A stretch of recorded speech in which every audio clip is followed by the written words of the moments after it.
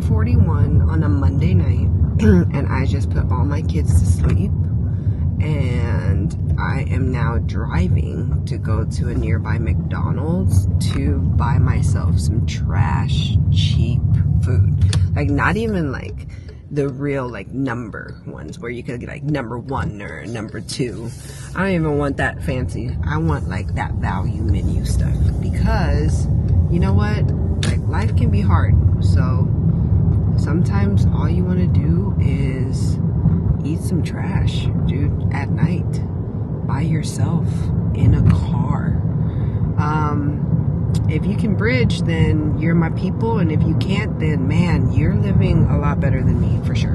But anyways, I wanted to jump on. I know this isn't me cleaning, but this is me conversating, and I have to get this dopamine hit from this trash food in order to go back home and clean the house before I get to go to sleep.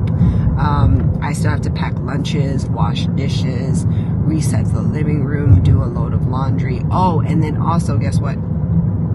I am pretty sure that my little baby Emma, that is about to be 11 months in a few days, I think she gets car sick because she throws up in the car every time we go from my job home or from home to my job.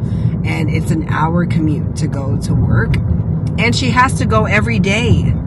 So like, that car seat is just like getting washed every single day because she just keeps throwing up. At first I thought it was because she was like not feeling well. There was a virus going around at the school, but then like, she's fine and she's still throwing up. And in my mind, I'm all like, is that possible for a baby to have car sickness? Like, what the frack? Anyways, so I have a lot of stuff to do at home that's cleaning. So I feel like this does count as a cleaning and conversating with Crystal episode, okay? So today I do want to tell you about something I saw at Walmart when I went to go pick up diapers that I thought was so interesting. And yeah, I just want to tell you the story. So anyways, a few days ago, I got a text message inside my phone. I'm sure it was some sort of like mass public info text message from our like state government that was sent out that talked about how legislation has changed the rules around SNAP benefits, which is food stamps, and how if you have food stamps now, you cannot buy like sugary drinks, which is like soda, and then like some treats, right? So it kind of looks like on the surface level they are saying that, hey, if you're using SNAP benefits, you cannot buy junk food. And I want to tell you, first of all, I grew up on food stamps. Give me 1 second. I am about to order some food and then I'll tell you the rest. Okay, I got my food. So yes, going back to my childhood, I grew up on WIC, Medicaid, and food stamps, the whole package. So privileged. And when I got that text message to come in, I had this huge flashback in my mind that every single week, so my mom would budget the benefits where we would go shopping once a month for like the large bulk items, like our bags of rice and, you know, things that were not perishable, like canned foods and things like that. And then once a week she would save like a little bit of money left over for 4 weeks, and in that money is when we would spend on like milk and eggs and like fresh vegetables, right? And I would remember that this was when every single time we would go to the grocery store, my mom would buy me one treat. And it would be anything at the cash register. You know, like the bait that they leave you right before you come up to check out, like all the little candies. My mom would give me one candy and a week, and that was my treat. And I would just think, I was thinking in my mind as I saw that message, like, what an evil thing to do.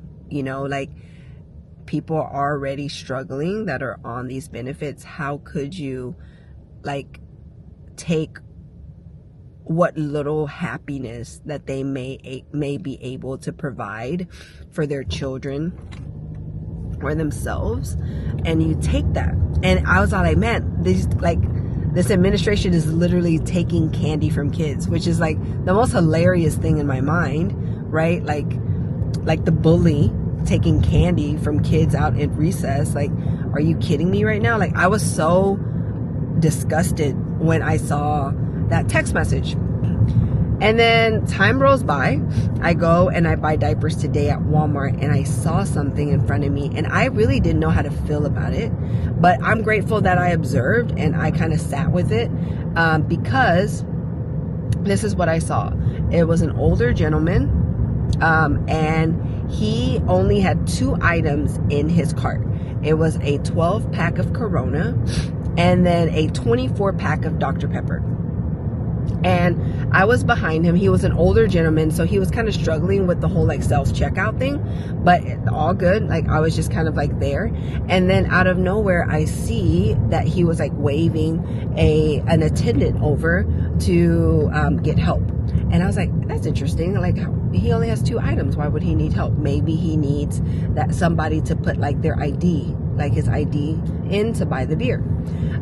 So he comes over, and then this youngin said, you can no longer buy this Dr. Pepper with SNAP benefits. And the older customer was kind of like taken back. He was all like, what do you mean? I've used my benefits before to buy soda. Like, I don't understand. And then of course the youngin, he's being a young, he's like, I don't know either, right? And then I look, and I think it's so interesting because at this point I was all like, is he gonna put this back? Because obviously he has cash, right? Because he's about to buy beer. You can't buy beer with food stamps, right? Is he gonna put it back, or is he gonna buy both things because he's gonna buy beer? And then I see him say, well, I don't want the Dr. Pepper. And then he pulls out a 20 and he sticks it in, and he buys this 12-pack. And I don't really know how to sit with that, right? Like, I was just looking, and I took that in, and I'm like, man, I bet you somewhere someone who came up with the idea about this restriction is thinking of a person kind of like this guy. And he is, able to buy alcohol, but not wanting to spend his money on soda. And, I was also like then kind of imagining, like, does he have children at home? Like, maybe he wanted to buy this soda for his kids, right? And I'm like just thinking of things in my mind. And I was just processing, and it's so interesting to me that in a world you can have both my reality of my childhood, where my mom used her benefits the way that she did, and that was the one time I got a sweet treat, and that exists. That was my reality. But there's also a reality that I know just a little bit of, but I see of that gentleman. And I think this is where the biggest lesson for me comes in is, well, 2 lessons. The first lesson is, you never know enough about a story to be able to fully judge if it's right or wrong. You don't know. And if you think you know, then holy cow, like, you're definitely not my audience, and we would not be friends. But if you can see that there's no way for you to understand, like, what this guy is going home to, or when you saw me as a child and my mom, all the different perspectives you might have seen as my mom paid for my treat with a food stamps card. That's the first thing. It shows so clearly we could never judge, and we could never understand, and we could never be a person that can stand somewhere and say, this is right and this is wrong. That's the first thing I see.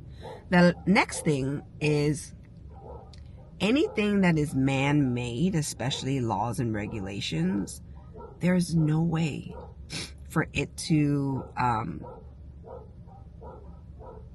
serve everybody. Because you can't create a law and a program to serve my childhood, like my type of family when I was growing up, and then not also serve other types of family, like the gentleman that I saw today. And this is where I find, like, when we talk about politics, we kind of like hit an impasse, like we hit a wall with each other. Because I think, you know, people who are saying, hey, that's wrong, you're thinking of a family kind of like mine when I was little, right? But I feel like there's also people out there that think, you know, you're people who are on SNAP benefits are freeloaders that don't want to work. And I'm not saying that that's what I think about this gentleman, but I do think, like, if someone's struggling with money and they are kind of already like upset, and they go into the grocery store and they don't qualify for these benefits, or maybe they don't want to apply for them, and they see that gentleman pull out a food stamps card, they would have a very different perspective of the program within itself. So I just thought that was really interesting, and I just wanted to share, because I think when you get to sit in that middle area of having your own experience and then kind of being able to look at another person's experience, and instead of judging, kind of like wonder and be curious, I think it builds your empathy.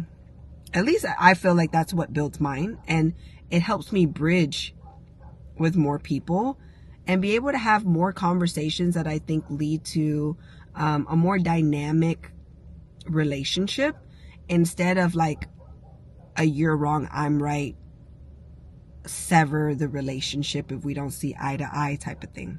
But yeah, okay, I'm about to go eat my McDonald's and then do all my chores, and